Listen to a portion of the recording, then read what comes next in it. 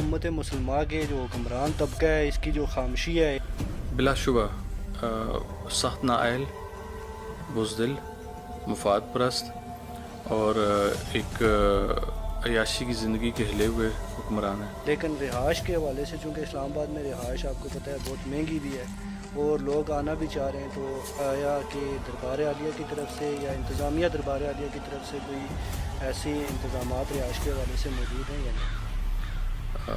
دو چیزوں کی حضرت امام سرکار کے مزار کے اوپر کمی ہے جو ہم سمجھتے ہیں کہ فی الفور پوری ہونی چاہیے۔ اگر بالفرض کوئی تعاون کرنا چاہتا ہے، اس طرف انٹرسٹڈ ہوتا ہے کہ وہ عمارت تعمیر کرے، تو اس حوالے سے پراپرٹی کا کوئی ایشو تو نہیں ہے، پراپرٹی اویلیبل ہے؟